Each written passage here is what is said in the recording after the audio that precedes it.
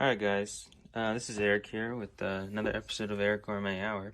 So today I'm going to be making what they call a chopped cheese. Now you may have seen the video from, I believe, Great Big Story. They did a video on this Arab market, Deli, in New York City, and they invented what they call a chopped cheese, which is basically a loose meat sandwich with cheese and onions and between a roll. So I thought I would try that out. Just from what I saw, I'm just going to put things together and see if I can replicate it.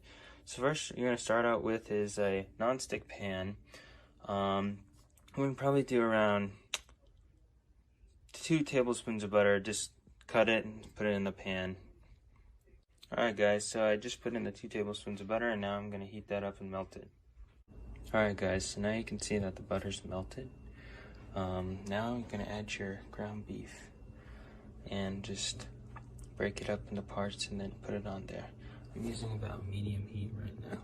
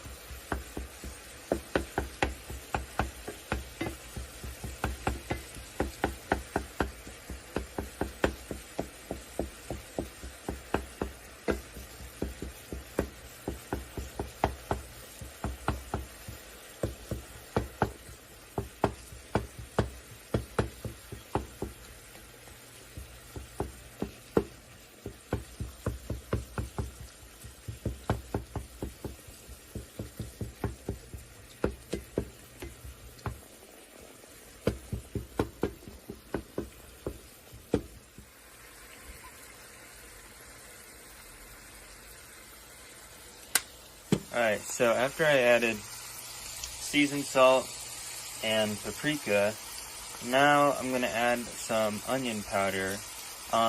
This recipe does call for real onions, but at the moment I don't have any. I didn't realize that till I already started cooking.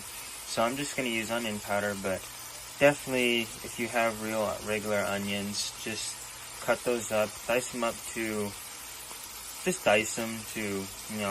smaller amount, maybe some of the pieces the size of this, and sprinkle, half a cup on, and then mix it in so you can caramelize those while you're charring these up, and then season it as well, and then I'm going to add some cheese.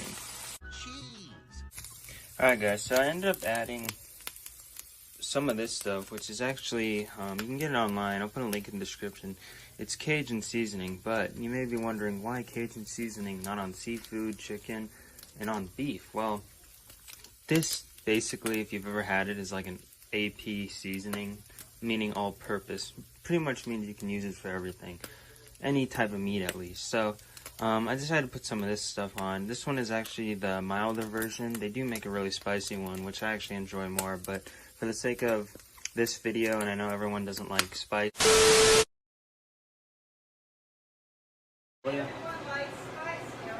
Yeah, but you don't speak for him, man. I know I don't. I just tried one little shrimp. No, I'm good. Point your finger somewhere else. Everyone doesn't like spice. I just went safe and went for the mild. So, yeah, I just put a little bit of this on. And so what you're going to want to do is continue to chop it up with this. And for me, it's hard because I have,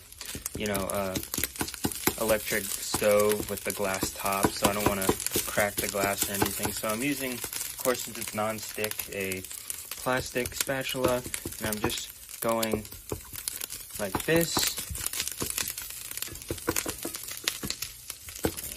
and then it'll come down vertical, because you really want to get all those big chunks made into little chunks.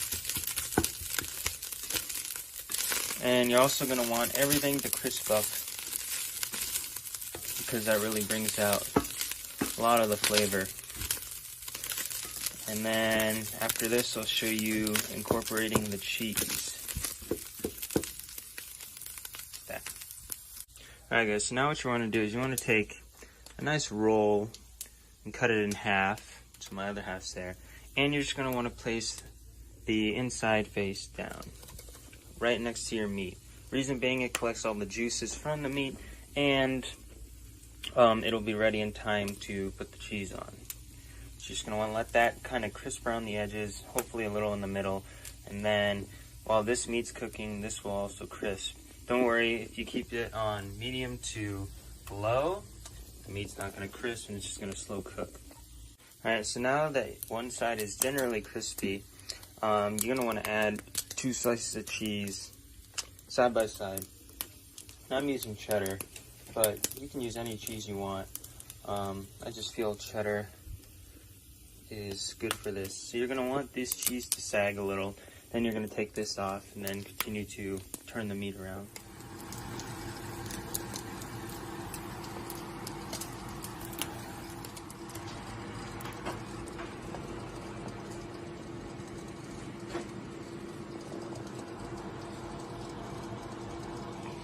Alright guys, so here's the final product. Got that melting, gooey cheese right there. It looks very appetizing. Here it wasn't as hot because it's not the middle of the meat, but it will melt as long as you keep it near a warmer surface.